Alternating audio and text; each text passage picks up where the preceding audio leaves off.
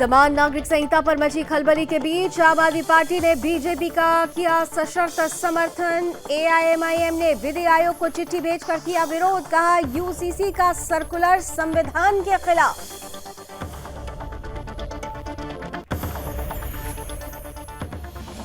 गन्ना किसानों को मोदी सरकार ने दी बड़ी राहत, एमएसपी 10 रुपए प्रति क्विंटल बढ़ी। केंद्रीय मंत्री अनुराग ठाकुर बोले 5 करोड़ किसानों, उनके आश्रितों और चीनी मिलों को होगा फायदा। विदेशी दौरे को लेकर एक बार फिर घिरे राहुल गांधी। केंद्रीय मंत्री स्मृति ईरानी बोली कांग्रेस नेता ने यूएस में जॉर्ज सोरोस से क्यों मुलाकात की, तस्वीरें दिखा। जमात इस्लामी के तंजीम अंसारी से मुलाकात पर भी उठाए सवाल। मुसलमानों को बकरा तो बजरंगी को लाठी, मुंबई में ईद मना रही है पुलिस। मुंबई हाउसिंग सोसाइटी में बकरीद से पहले बवाल। मीरा भयंदर क्षेत्र में बिना अनुमति सोसाइटी में लाए गए बकरे, हिंदू संगठनों ने किया विरोध।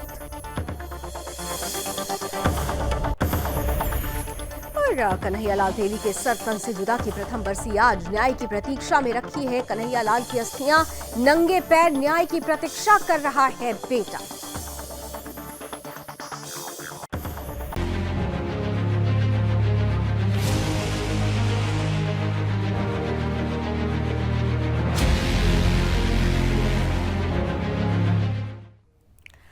यूसीसी नहीं सिखाता आपस में भेद करना। नमस्कार, आपके साथ मैं लावनी विनीत हूं और बहुत विशेष प्रस्तुति के साथ आपके बीच उपस्थित हो चुकी हूं। प्रस्तुति इसलिए विशेष हो रही है क्योंकि आने वाला साल या 2023 का साल भी बहुत विशेष है। विशेष इस आधार पर कि ये चुनावी साल है। अभी हिंदी बेल्ट मध्य प्रदेश, छत्तीसगढ़, राजस्थान जैसे राज्य हैं जहां पर चुनाव आने ही वाले हैं और 2024 के बारे में तो आप सब जानते हैं कि किस तरीके से 2024 को लेकर गतिविधियां तेज हो चुकी हैं। और ऐसे में इन्हीं गतिविधियों में एक गतिविधि है समान नागरिक संहिता को लेकर जोर शोर से हो रही तैयारी। तो यूसीसी को लेकर जमीन तैयार हो चुकी है, सियासी भी कानूनी भी। और इसका सीधा सीधा संकेत प्रधानमंत्री नरेंद्र मोदी ने चुनावी सरजमीं, चुनावी धरती भोपाल से दे दिया है। और जैसे ही प्रधानमंत्री नरेंद्र मोदी ने यूसीसी की हिमायत की, पेशानी पर बल आ गया कुछ विपक्षी पार्टियों के और खास तौर से तमाम मुस्लिम संगठनों के, जिनको यूसीसी एंटी मुस्लिम लगता है।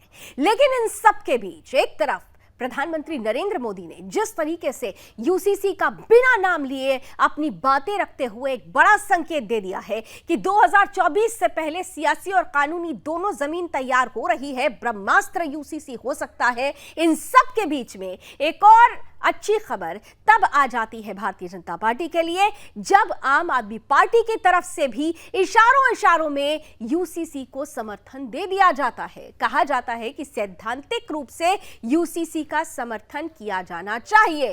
तो ऐसे में सवाल ये उठ रहा है कि आने वाला चुनाव क्या भारतीय जनता पार्टी यूसीसी पर ही लड़ने वाली है? यूसीसी की जो जमीन तैयार हो चुकी है वो विपक्षी एकता की जो गांठ है क्या वो खोल सकती है? और इन सब के बीच यूसीसी जो साफ तौर पर समान नागरिक संहिता की बात करता है, मुसलमानों को ऐसा क्यों लगता है कि ये तोड़ता है, जोड़ता नहीं, जबकि ये समानता की बात करता है? ये क्यों है एंटी मुस्लिम? इस पर भी सवाल पूछे जाएंगे और इन सवालों का जवाब देने के लिए आज जो अतिथि हमारे साथ जुड़ेंगे, कराऊंगी उनसे आपका परिचय। लेकिन उससे पहले आइए देख लीजिए आज की टीजर रिपोर्ट, जो ये स्पष्ट रूप से बता रही है कि चुनावी माहौल में हलचल तेज है यूसीसी को लेकर, जो कहता है जो नहीं सिखाता आपस में भेद करना।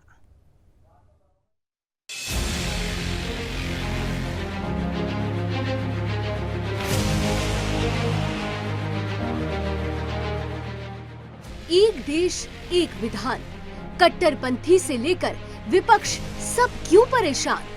इन दिनों यही सवाल देश की फिजाओं में तैर रहा है और उमड़ घुमड़ कर रहा है पीएम मोदी का वो बयान जिसमें पीएम ने बड़े ही सधे अंदाज में यूसीसी की वकालत कर दी कि यूनिफॉर्म सिविल कोड के नाम पर ऐसे लोगों को भड़काने का काम हो रहा है।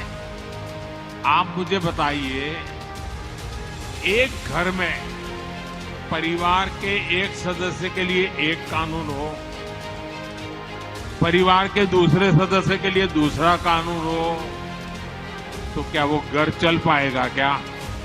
पीएम मोदी ने यूसीसी लागू करने का कोई वायदा नहीं किया, ना ही दी कोई तारीख, ना ही कोई गारंटी। लेकिन बावजूद इसके देश की सियासत 360 डिग्री घूम रही है।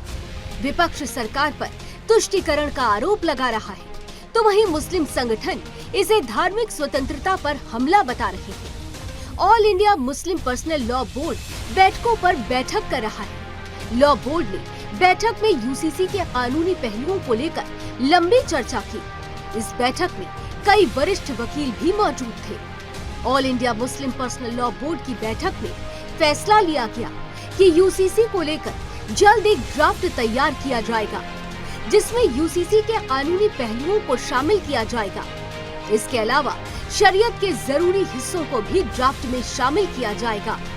All India Muslim personal law board की बैठक मुबारक। लेकिन सवाल उठता है कि यूसीसी के मुद्दे पर मुसलमान चित भी अपनी पट भी मेरी कहावत पर क्यों चल रहा है। एक तरफ मुस्लिम सिविल मामलों पर यूसीसी की मुखालफत करते हुए शरीयत की वकालत करते हैं, उसके बरक्स क्रिमिनल मामलों पर आईपीसी और सीआरपीसी की मांग। कोई पूछे दीन के ठेकेदारों से कि ये दोहरा चरित्र क्यों। बहरहाल अब देखने वाली बात ये है कि यूसीसी पर मचे संग्राम पर कब विराम लगता है, या फिर 2024 के लिए भारतीय जनता पार्टी को अपना ब्रह्मास्त्र मिल चुका है। Bureau report, Sudarshan news.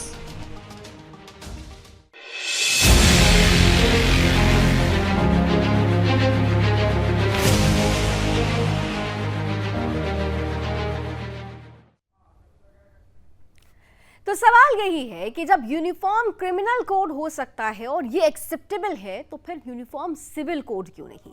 इसे लेकर इतनी आपत्ति क्यों है? और खास तौर से जो लोग ये कह रहे हैं कि ये एंटी मुस्लिम है, उन्हें ये एंटी मुस्लिम क्यों लगता है? ये तो समानता की बात करता है, और ये समानता सभी के लिए है।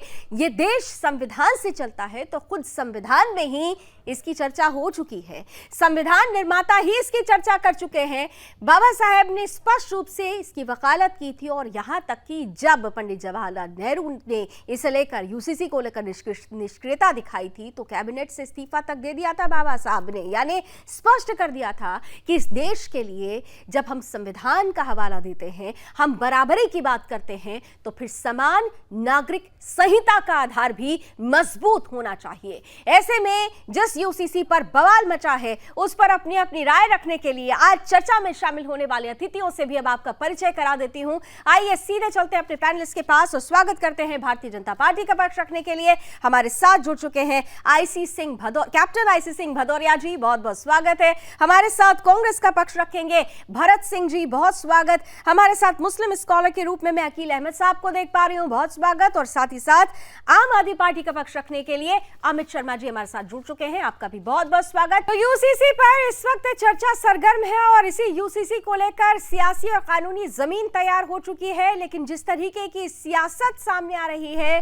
वो अपने आप में कई सवाल खड़ी कर रही है। यूसीसी यानी समान नागरिक संहिता, और पूछा जा रहा है कि जो लोग इसका विरोध कर रहे हैं, देश में हर बार जब धर्मनिरपेक्षता का हवाला दिया जाता है, तो फिर धर्म के नाम पर कानून क्यों? जब धर्मनिरपेक्ष देश है, तो फिर यूनिफॉर्म सिविल कोड क्यों नहीं? आइए इसी पर चर्चा की शुरुआत करते हैं और सीधे चलते हैं अपने मेहमानों के पास। सबसे पहले आईसी सिंह साहब, आपके पास आ रही हूं, क्योंकि सबसे बड़ा सवाल तो आप पर ही खड़ा किया जा रहा है कि भाई चुनाव आए नहीं, आप लोगों को यूसीसी की याद आ गई। यूसीसी को लेकर संकेत दे दिया गया है साहब, लेकिन अभी राह बहुत आसान नहीं है। विरोधों की लाइन लगी हुई है, सियासी विरोध भी है। आप देख रहे हैं कि किस तरीके के रिएक्शंस आ रहे हैं। अभी संसद का गतिरोध भी होगा, तो ये सारी चीजें देखते हुए राह आसान लग रही है आपको अपनी? लावनी जी, मैं शुरुआत करूंगा। हिंदी हम वतन है, हिंदुस्तान हमारा। जब हिंदुस्तान में हम सब मिलकर रह रहे हैं, एक झंडा है हमारा, एक हमारा संविधान है, तो फिर दो कानून कैसे होना चाहिए? ये तो एक बड़ी अजीब बात है। ठीक है, कांग्रेस ने उस टाइम जब ये एक अलग अलग कानून बनाए थे, तो उनकी अपनी कुछ ना कुछ जो है ना, इसमें जरूर अपना स्वार्थ रहा होगा। नेहरू जी ने जो डाला, तो नेहरू जी ने तो बहुत सी गलतियां करी थी। सन 75 में इमरजेंसी लगा के और सेकुलर भी शब्द डाला था संविधान में, तो ये कांग्रेस की शुरू से सोच रही है कि किसी तरह से जाति धर्म में बांटा जाए और इससे हमारी राजनीति चलती रहेगी। मगर भारतीय जनता पार्टी की सोच ऐसी नहीं है। माननीय प्रधानमंत्री नरेंद्र मोदी जी की सोच है कि एक देश है, एक कानून होना चाहिए। जब हम एक घर में रह रहे हैं, हम भाई भाई कह रहे हैं, हम गंगा जमुना तहजीब बता रहे हैं, तो फिर कानून अलग क्यों होंगे? कि कानून अलग रहेंगे तो फिर हमारे मन कभी मिलेंगे ही नहीं। तो जब हम एक देश में है तो एक कानून होना चाहिए। बाकी मैं ये जरूर कहूंगा कि एक कानून आएगा सबके लिए अच्छा होगा, चाहे वो हिंदू हो, मुस्लिम हो, सिख हो, ईसाई हो, सबके लिए। भरत जी, आपके पास आ रही हूँ। कांग्रेस ने गलती की, ठीक है, लावली जी एक सेकंड, हाँ जल्दी से सर, जल्दी जल्दी कमेंट कीजिए। आप देखिए संविधान में भी प्रावधान है, आर्टिकल 44 में देखिए, वहां भी बाबा साहब ने लिखा है कि यूसीसी की जरूरत बहुत आवश्यकता है। ठीक है, तो जब उसमें संविधान में लिखा फिर क्या प्रॉब्लम है? नहीं, प्रश्न तो ये पूछा जा रहा है ना कि आप लोग समय देखकर, आपने एक लिस्ट तैयार की थी जो वायदों की, आप वादा धीरे धीरे पूरा कर रहे हैं, तो सवाल बार पूछा जा रहा है कि जब चुनाव करीब आते हैं तभी वायदा जल्दी जल्दी क्यों पूरा करने की बात होती है? 9 सालों में इतना देर क्यों लगा दिया आपने पहले भी तो ड्राफ्ट मंगवाया था, लॉ कमीशन की डेट्स बढ़ा दी गई, नेक्स्ट लॉ कमीशन को दिया गया रिपोर्ट सौंपने के लिए। ये जो प्रक्रिया आपकी तरफ से अपनाई जा रही थी, इतना डिले क्यों कर रहे थे? प्रश्न मेरा ये था आपसे। लावली जी, मैं बहुत अच्छी बात, आपने प्रश्न भी आपका अच्छा है और जायज है। मैं बिल्कुल जिम्मेवारी से जवाब दूंगा कि हमने कभी देर नहीं की है। हमने जो बिल जितने पास कराए इनके कार्यकाल में तो होते ही नहीं थे। एक बार का आपको ध्यान होगा कि काफी नेताओं ने तो सदन में यह कहा था कि यह सरकार को जल्दी क्या पड़ी है बिल पास कराने की, इतनी जल्दी बिल पास करा रही है। और चुनाव, रही बात चुनाव की, चुनाव तो हमारे देश में हर 2 महीने में चलते रहते हैं। कभी चुनाव आप बंद मत देखिए, कभी किसी राज्य में, कभी किस राज्य में। तो ये कहना बिल्कुल उचित नहीं होगा कि अच्छा, ये उचित नहीं होगा, ठीक है भरत जी, ये कहना उचित नहीं होगा कि चुनाव आए और ये यूसीसी को लेकर आए हैं। ये कह रहे हैं कि गलतियां आप लोगों ने की थी, जो गलती पंडित जवाहरलाल नेहरू ने की थी उसको सुधारने का प्रयास किया जा रहा है भारतीय जनता पार्टी से। और यूसीसी का सवाल ये है कि यूनिफॉर्म सिविल कोड, ये तो समानता की, लैंगिक समानता की बात करता है, तो इसमें दिक्कत क्या है? क्या इस देश का संविधान जवाहरलाल नेहरू जी ने लिखा था? लावनी जी, जिस तरह से भाजपा के प्रवक्ता महोदय ये कह रहे हैं, उनको जानकारी कम होगी, पता नहीं होगा। पता ये कर ले कि पहले इस देश का संविधान किसने लिखा था, कानून किसने बनाया था। दूसरी चीज मैं ये कहना चाहता हूँ कि जब जब चुनाव आता है, चुनाव का माहौल आता है, तब तब इस तरह से राग लाती है भाजपा और ये दिखाती है कि मैं ये चीज लाने वाला हूँ, ये चीज लाने वाला हूँ। अरे पिछले 9 सालों से आप सरकार में हैं, आप पूरे 303 सीट लेके भारी बहुमत के साथ सरकार चला रहे हैं। आपको अगर लाना है तो लाइए, स्वागत है, मगर सभी जाति धर्मों के जो है सभी को लेके बैठिए, उस पर चर्चा करिए, विपक्ष की सभी पार्टियों को लीजिए, उसमें सबसे मिलकर चर्चा करिए। नहीं तो वो तो बुला रहे हैं ना, उन्होंने तो ओपन मंच दे दिया है ना साहब, इसमें आप कंफ्यूज क्यों कर रहे हैं? उन्होंने तो ओपन मंच दे दिया, वो तो ड्राफ्ट मांग रहे हैं, सबसे ड्राफ्ट मांग रहे हैं। दूसरा एक चीज, ठीक है, ये प्रश्न आपने आईसी सिंह साहब से किया था, वही जवाब देंगे, लेकिन आपने कहा ना कि कानून किसने बनाया, तो बाबा साहब ने तो नाराजगी दिखाई थी ना, उन्होंने तो इस्तीफा दे दिया था। उन्होंने तो साफ तौर पे यही कहा था ना कि ये जो निष्क्रियता दिखाई जा रही है ये मंजूर नहीं है, यूसीसी की आवश्यकता है। ये भी तो सत्य है ना, इतिहास अधूरा क्यों बताया जाता है? पूरा बताइए ना। पूरा ही इतिहास बता रहा हूँ लावनी जी कि बाबा साहब ने कभी इसी पे, यूसीसी पे ही जो है विरोध नहीं जताया था, बहुत सारों चीजों पे बात हुई थी, लेकिन यूसीसी को लेकर उन्होंने बात कही थी या नहीं कही थी? क्या वो उसके समर्थन में थे या नहीं थे? ये कहीं से साबित नहीं हो रहा। नहीं, यूसीसी पे समर्थन था या नहीं था? आप बोल दीजिए कि यूसीसी पे उनका समर्थन था या नहीं था, पहले आप ये बताइए। तो उसी पे बता रहा हूँ। अगर आपको देश का कानून, देखिए हर धर्म में एक कानून बना हुआ है, क्या आप उसको बदल देंगे क्या? साहब, बाबा साहब अम्बेडकर का यूसीसी पर समर्थन था या नहीं था, पहले मेरा मूल प्रश्न ये है। हाँ या नहीं जवाब दे दीजिए, अपनी बात रखिए। फिर मुझे लगता है शायद भरत जी से कनेक्शन टूटा है, भरत जी के पास दोबारा पहुंचती हूँ मैं। लेकिन आम आदमी पार्टी से, हाँ भरत जी सुन पा रहे हैं मुझे आप?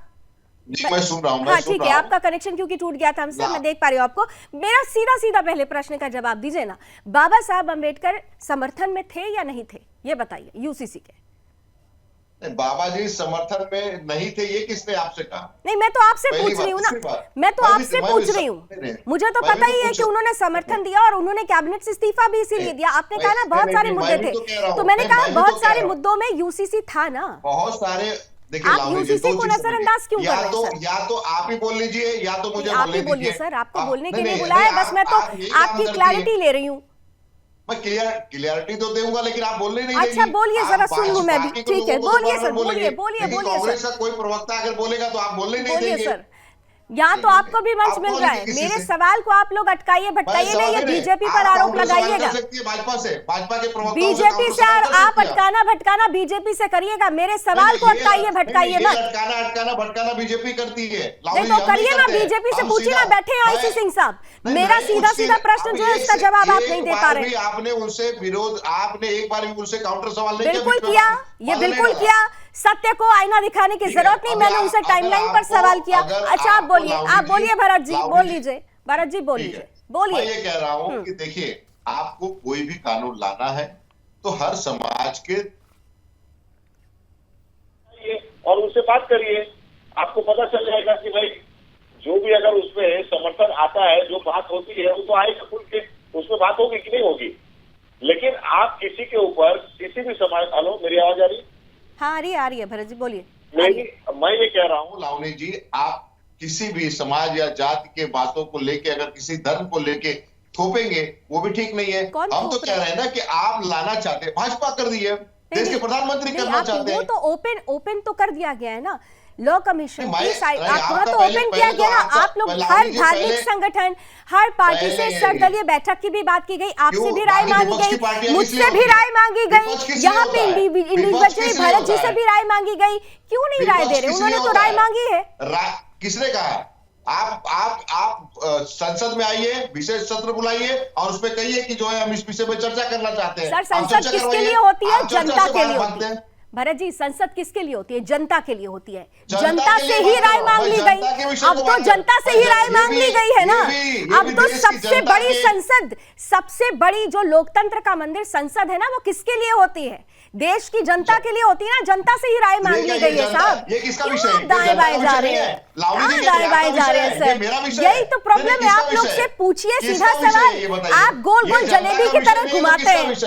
ये देश की जनता का विषय नहीं तो किसका विषय है? मैं तो ये पूछ रहा हूं ना आपसे। अरे भाई तो ठीक है, इसीलिए तो देश की जनता से पूछ लिया गया ना। आप कह रहे हैं किसी को नहीं बुलाया गया, आप भी देश के नागरिक है साहब, आपको भी ओपन अपॉर्चुनिटी है, दीजिए अपनी राय।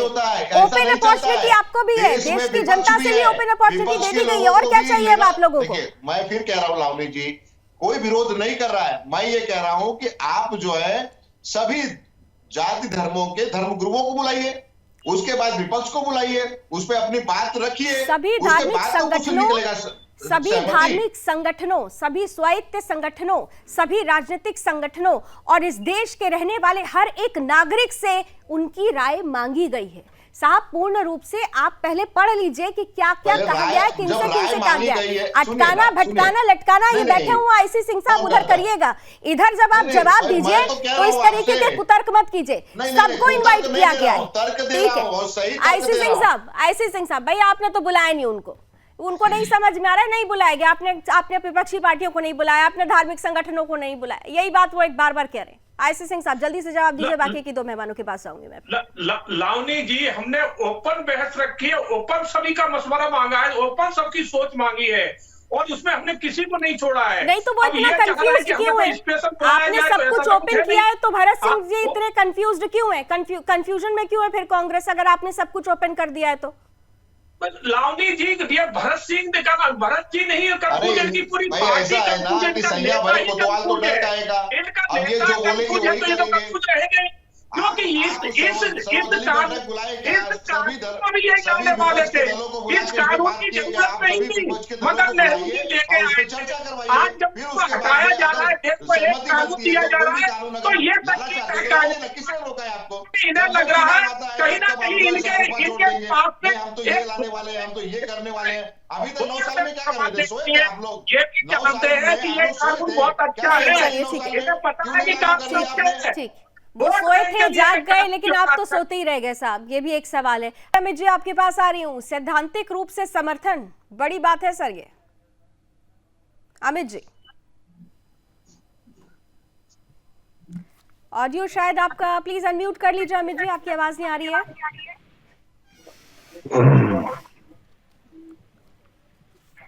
आ रही आवाज? जी आ रही है, बिल्कुल आ रही है। देखिए, इसमें दो तीन बातें हैं। हमारे अरविंद केजरीवाल जी कहते हैं जिसने बाबा साहब अम्बेडकर को पढ़ लिया वो संविधान पढ़ लिया, और जिसने संविधान पढ़ लिया वो कानून पढ़ लिया। तो आर्टिकल 44 में जब बाबा साहब अम्बेडकर ने ही बता के गए थे कि यूसीसी कानून का संशोधन हो सकता है, तो आज वही है, तो समर्थन किया हमने। कोई भारतीय जनता पार्टी का समर्थन नहीं दिया हमने, तो बाबा साहब अम्बेडकर का सम्मान किया है, खुद का सम्मान किया है कि यूसीसी जब एक देश एक कानून होनी चाहिए, और है तो होनी भी चाहिए। दूसरी बात इसमें रह गई कि कांग्रेस ने कभी भी, अब देखिए इन लोगों ने, कांग्रेस ने रोटियां सेकी, 70 साल से रोटियां सेकी है, मुस्लिम मुस्लिम मुस्लिम। अरे मुस्लिम को आर्टिकल 44 तो पढ़ाओ, उनको बताओ तो सही कि आर्टिकल 44 में यूसीसी का क्या महत्व है। वो महत्व जब आप बता दोगे, आपको कभी भी मुस्लिम वोट बैंक से कभी भी आपको कोई ऐतराज नहीं होगी। जो अरविंद केजरीवाल जी को आज इस चीज से बिल्कुल फर्क नहीं पड़ा कि आपने यूसीसी का समर्थन दिया है, बिल्कुल दिया है जी समर्थन। और 70 साल पहले ये भारतीय कांग्रेस के हमारे प्रवक्ता बड़े भाई कह रहे थे कि अभी कुछ कह रहे थे जी। बात आते हैं 70 साल के आते हैं। 70 साल से 21वीं सदी में आप नहीं जी रहे हो, आप 19वीं सदी में नहीं जी रहे, आप 21वीं सदी में जी।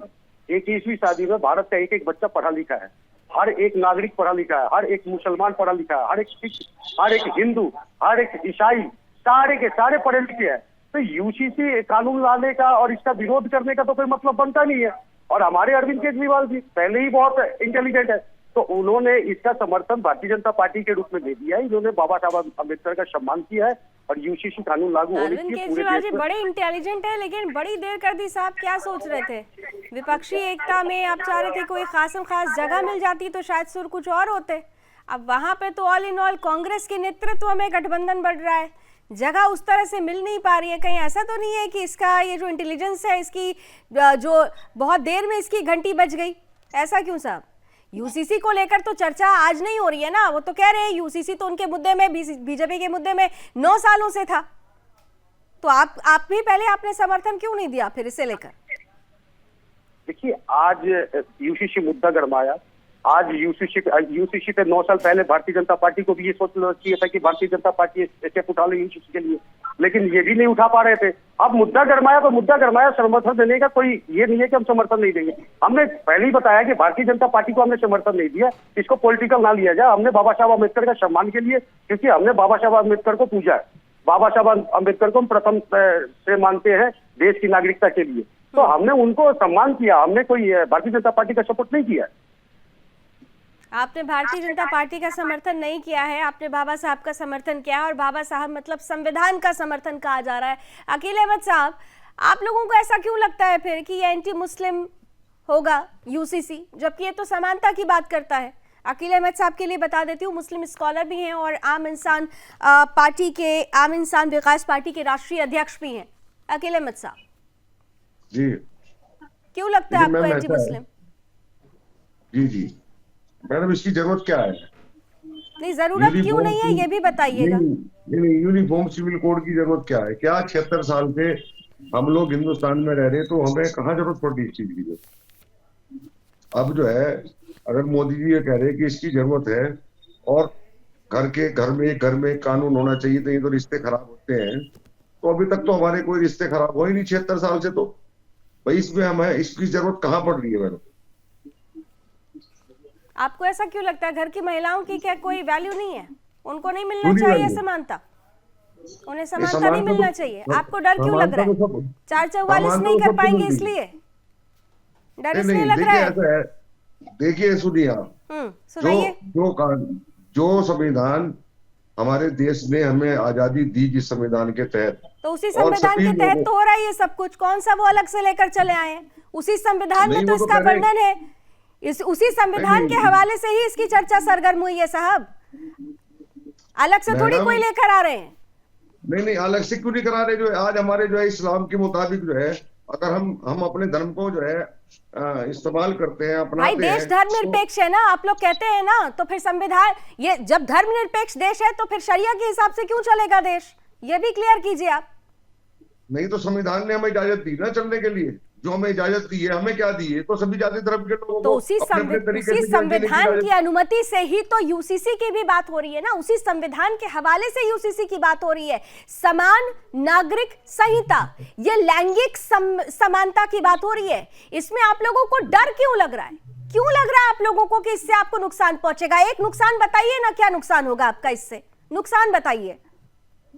नहीं तो हम जो है ना, एक बात बताइए, नुकसान अगर इससे नुकसान नहीं तो फायदा क्या है हमारा? नहीं, पहले नुकसान बताइए ना, फायदे की बात बाद में करेंगे, पहले बताइए कि इससे नुकसान क्या होगा, क्या नुकसान इससे ही है मैम, नुकसान इससे ही है कि हमारे मुस्लिम रीति रिवाज के तहत जिस तरीके से हम लोग जो है आज अपने बच्चों के हम निकाह करते हैं, और हमारे यहाँ निकाह की मान्यता है। कल को आप कह रहे हैं कि कोर्ट में शादी होगी, निकाह की कोई मान्यता नहीं होगी। आज तो अगर हमें कोर्ट में भी जाते हैं, मुस्लिम महिलाओं को न्याय मिलेगा, आपने उनकी राय जाननी चाहिए। मुस्लिम महिलाओं को में महिलाओं को समानता मिलेगी, तो इसमें गलत क्या है? नहीं तो वो अभी उनके साथ अन्याय कहाँ हो रहा है? अन्याय उनके साथ कहाँ पे हो रहा है? हिंदू मुस्लिम तो पूरे देश में हो रहा है, और कौन कर रहा है ये भी आपको मालूम है। मतलब मुस्लिम महिलाओं के साथ अब कोई भी किसी भी तरीके का अन्याय नहीं हो रहा है। एक पुरुष को 4 शादी करने का अधिकार है, एक पुरुष को 4 शादी करने का अधिकार है, और पहली जो महिला है या दूसरी महिला है या तीसरी महिला है, उससे कभी आपने जानने की कोशिश की? शादी करने का अधिकार आप गलत ले रहे हैं ना उस चीज को। शादी करने का हमारे जो हुजूर सल्लल्लाहु अलैहि वसल्लम थे, जिन्होंने, सुनिए आप मेरी बात, हाँ सुन ही रहे सर, सुन रहे हैं, सुनो, बहुत बढ़िया तक सुन रहे हैं। 4 शादियां जिन्होंने की थी ना, एक पुरुष को 444 करना है, इसलिए डर लग रहा है आपको, और किसी बात का डर नहीं है, और किसी बात का डर नहीं है आप लोगों को। अरे आप सुनिए मेरी बात को। गोवा में पर्सनल लॉ, गोवा में यूसीसी लागू है, वहां का मुसलमान तो खतरे में नहीं आ रहा है। आपको क्यों लग रहा है बाकी देश में मुसलमान खतरे में आ जाएगा? वहां तो कुछ नहीं बदला। नहीं, हमें लग नहीं रहा है, हमें साफ नजर आ रहा है कि ये बीजेपी हमको बांधना चाहती है। जो भारतीय जनता पार्टी, नरेंद्र मोदी जी इस देश के अंदर जो है ये कानून लागू करके आपको मारना नहीं चाहती, बीजेपी मुस्लिम बहनों को न्याय दिलाना चाहती है। जो आप 4 शादियां करके और उनको बच्चे पैदा करने की मशीन बना देते हैं, एक पूरे हिंदुस्तान में जो है ना, पूरे बच्चे हिंदुस्तान में पैदा नजर आ रहा करके है। हिंदू जो आप मुस्लिम उनके हिंदू ऊपर मुस्लिम अत्याचार कर रहे हैं, हम उस न्याय को दिलाना चाहते हैं। अगर आपको अधिकार है तो महिलाओं को भी अधिकार उतने ही मिलना चाहिए। क्या आपने महिलाओं को बच्चे पैदा करने की मशीन बना दिया है? 4 शादियां, 44 बच्चे। लैंगिक समानता, इस बात को समझने की जरूरत है। आपने पूरे देश को बर्बाद कर दिया है, महंगाई करके, बेरोजगारी बढ़ा के। जो उस पर तो आप बात नहीं करेंगे, बेरोजगारी में, महंगाई पे, इन मुद्दों पे आप बात नहीं करेंगे। आपको जो यूसीसी की लग रही है लॉ जिहाद, महंगाई कहीं ज्यादा नहीं है, मगर 4 बच्चे पैदा करोगे, पूरे देश के अंदर देश बर्बाद हो रहा है, उसको आप देख नहीं रहे। आप हिंदू मुस्लिम करके पूरे देश में आग लगा रहे हो, उसको आप देख नहीं रहे। नहीं, अकील अहमद साहब, आप बिल्कुल, आप ठीक है, आपको अधिकार है कि आप इस मुद्दे पर उनसे बात करें, अधिकार है आपको। भारतीय जनता पार्टी की सरकार है, सरकार से आप पूछिए इस मुद्दे पर बात, आपको अधिकार है। लेकिन जब यूसीसी की बात आती है, आप लोग को ऐसा क्यों लगता है, क्यों इस विषय पर चर्चा नहीं करना चाहते आप लोग? सवाल ये है, लैंगिक समानता की बात है ना यहाँ पर, तो ये लैंगिक समानता की बात है। इसमें हिंदू मुसलमान अलग, कोई डर, कोई भय नहीं है, सिर्फ समानता की बात हो रही है, और समानता फॉर एवरीवन, समानता फॉर एवरीवन। बात करी ना, 1 मिनट मैडम। हाँ बताइए, फिर मैं भरत जी की बात जानना चाहती हूँ। आप 4 शादी पे तो सुनो पहले पूरी बात। हाँ बताइए, बता 4 शादी होती है, उसपे तो आप बात नहीं करेंगे। जो है आपने कह दिया 4 शादी की बात है खाली। अरे हमारे हुजूर सल्लल्लाहु अलैहि वसल्लम ने 4 शादियां ऐसे थोड़ी की थी, कहीं यासी के लिए। अरे भाई साहब, ये बताइए, आप जिस देश में बार बार संविधान का हवाला देते हैं, धर्मनिरपेक्षता का हवाला देते हैं, बार बार उसी देश में जो धर्मनिरपेक्ष देश है, उसमें आपको शरिया कानून से क्यों चाहिए चीजें? संविधान से चीजें चाहिए ना। संविधान का हवाला आप दे रहे हैं, तो संविधान के तहत ही तो ये हो रहा है, एक देश एक कानून। दिक्कत क्या है? और अभी तो गाड़ी साहब आई नहीं, गाड़ी आई नहीं, आपने कह दिया गाड़ी की ब्रेक फेल है। गाड़ी को आने तो दीजिए, गाड़ी को आने तो दीजिए। भरत जी देखिए कितना कंफ्यूजन है। थोड़ा सा अगर इसको दूसरे पॉइंट ऑफ व्यू से देखते हैं, सियासी चश्मे से नहीं देखते, तो ये तो ये लैंगिक समानता की बात हो रही है। भरत जी, तैयारी हो रही है, भरत जी की बात जाती हूँ, जरा भरत जी का कमेंट लेती हूँ। लैंगिक समानता की बात हो रही है भरत जी। ठीक है, देखिए लावनी जी, ऐसा है, मैं फिर कह रहा हूँ कि लाइए, आप गाड़ी लाइए, कोई आपको रोका नहीं है, लेकिन इस विषय पे बैठ के चर्चा होनी चाहिए। आप भी समझती है इस देश में एक संविधान है, सत्ता पक्ष विपक्ष दोनों पार्टियां होती हैं, जितना सत्ता पक्ष का महत्व है उतना विपक्ष का भी है। तो एक सहमति आएगा जब कोई कानून ला रहे हो आप, तो उस विषय पे चर्चा होनी चाहिए, चाहे वो समाजवादी पार्टी हो, चाहे वो आप पार्टी हो, चाहे वो कोई भी, सभी पार्टी मिलके बैठ के इस विषय पे हो सकता है समाधान निकल जाए ना भाई। ये क्यों सर अभी तक तो कुछ हुआ नहीं, सर फोड़ोगोल कर रहे हैं। दूसरी बात मैं ये कह रहा हूं कि 9 साल से जी एंकर है, आप इस विषय पे बहुत बार चर्चा कर चुकी है कि अब जो है यूसीसी लागू होने वाला है, अब यूसीसी लागू होने वाला है। एक आखिरी सवाल भरत जी आपसे पूछ रही हूं, समय की कुछ सीमाएं, इससे बड़ा महत्वपूर्ण प्रश्न आपसे पूछ रही हूँ। यूसीसी पर वो 9 साल के बाद जागे, ये ठीक है, उन्होंने समय का थोड़ा टाइमलाइन को लेकर मैंने भी प्रश्न किया, लेकिन जाग तो गए हैं ना, तो अगर वो यूसीसी लेकर आते हैं तो कांग्रेस इसका समर्थन करती है या नहीं? यूसीसी का समर्थन कांग्रेस करती है या नहीं करती? साहब समय की बहुत सीमाएं, मुझे बार-बार वाइंड अप के लिए कहा जा रहा है। सभी नहीं, मैं फिर कह रहा हूँ लावनी जी, आप बैठ के चर्चा तो करिए, मैं कैसे कह दूं समर्थन करेंगे? अब उसमें मान लीजिए कुछ खामियां होगी, उसमें खामियां होंगी तो उसको सुधारने की बात होगी कि नहीं? बनाने के लिए इनवाइट तो कर दिया ना उन्होंने। अच्छा ठीक है, आप लोग ड्राफ्ट तैयार कर रहे हैं, यूसीसी का ड्राफ्ट तैयार कर रहे हैं या नहीं कर रहे? आप लोग करिए ना, आप लोग भी। All India Muslim personal law board तैयार कर रहा है, आप भी करिए। बुलाइए तो सही, आप बुलाइए तो सही, आप तो भागना चाहते हैं। आईसी सिंह साहब जल्दी से कब बुला रहे हैं, जल्दी से बता दीजिए। उसमें बात नहीं, भदौरिया साहब कब बुला रहे हैं, जल्दी से बताइए, जल्दी से। कुछ काम नहीं किया है तो कैसे चर्चा करेंगे? ओपन मंच रख दिया है, आप ड्राफ्ट बना के दीजिए हमें, हम सबसे मांग रहे हैं। चलिए ठीक है, भरत साहब कह दिया, ड्राफ्ट बनाकर दे दीजिएगा, ड्राफ्ट बना के दीजिएगा, वो इंतजार कर रहे हैं। चलिए, समय की कुछ सीमाएं हैं, तो इसी के साथ हमें ये चर्चा खत्म करनी होगी। Thank you so much gentleman, आप हमारे साथ जुड़े। कुल मिलाकर देखिए, चुनावी साल है, चुनावी साल में यूसीसी कहा जा रहा है कि बीजेपी का ब्रह्मास्त्र है और इसी के आधार पर चुनावी ध्रुवीकरण करने की कोशिश की जा रही है। लेकिन इन सब से इतर अगर देखा जाए, जिस देश में हम रहते हैं उस देश में बार बार बारंबार संविधान का और धर्मनिरपेक्षता का हवाला दिया जाता है। तो जब धर्मनिरपेक्ष देश है तो फिर संविधान के तहत एक देश एक विधान क्यों ना हो? यूसीसी को लेकर सियासी और कानूनी जमीन तैयार हो चुकी है। जल्द ही बहुत बड़ी तस्वीर हमारे बीच होगी। इसी उम्मीद के साथ अभी बस इतना ही। देश और दुनिया की तमाम खबरों के लिए आप जुड़े रहिए सुदर्शन न्यूज के साथ। जय हिंद।